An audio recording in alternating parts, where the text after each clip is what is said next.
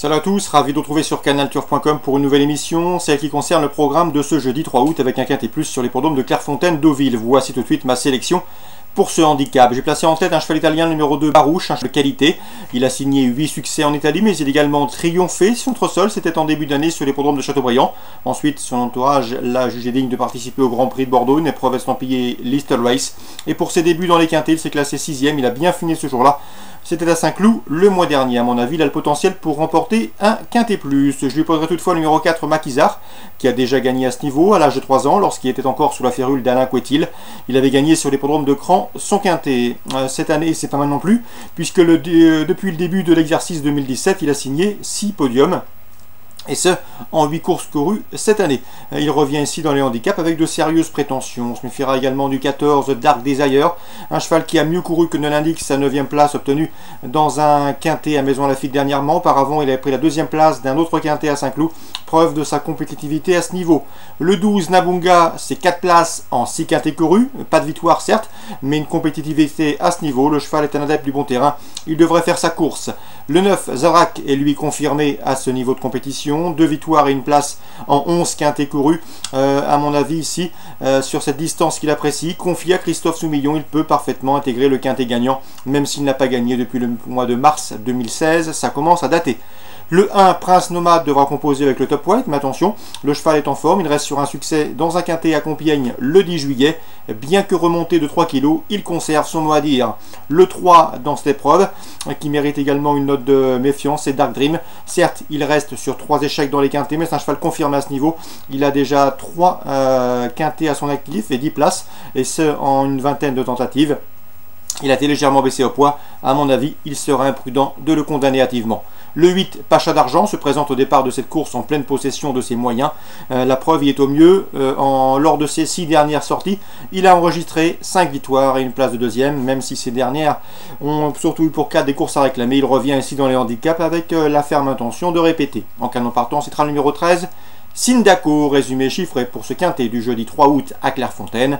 2, 4, 14, 12, 9 As, 3 et 8. Suite du programme, Clairefontaine. Dans la 6e, j'aime beaucoup le 607 Morgane Lafaille, qu'on va apprendre à découvrir puisqu'elle est inédite. Mais sachez qu'elle a fait sensation et qu'elle s'est illustrée à l'occasion d'une course à Fasec, une course école, non support de Paris à la carte. Et à mon avis, elle peut parfaitement débuter victorieusement, d'autant qu'elle est présentée par l'incontournable André Fabre. Le 607 Morgane Lafaille. Dans la suivante, la 7e, j'aime beaucoup deux chevaux, le 702 Book of Days et la Pouliche, et le 709 Gwinch, qui ont respectivement été affichés 1er et 3e d'une épreuve de même facture, une course à réclamer, disputée le 12 juillet à Maison-Lafitte. Une confirmation était si attendue, 702-709. Ensuite, dans la 8e, attention au 806 Chilpéric, un cheval extrêmement régulier depuis ses débuts. Il est toujours à la recherche d'une première victoire et pourrait bien la trouver dans cette épreuve. On lui opposera le 801 Triste, nouveau venu ambitieux à ce niveau de compétition, mais également le 804 Mister Maximum, à la chance théorique de premier ordre. On résume tout ça pour Clairefontaine. 6e 607, 7e 2 et 9, 8e 8, 6 et 4. Concernant la Rochelle-Châtelaillon, Réunion 2, dans la 3e, je ferai confiance pour un couplet au 303 Arena de Chaos et au 307 Utal des Landes, qui ont formé dans cet ordre le couplet gagnant d'une épreuve de même facture, réservée aux drivers amateurs. C'était à Pornichet le mois dernier. Sachez que Utal des Landes a depuis gagné sur l'hippodrome de Plessé. 303, 307 pour des jeux simples et des couplets.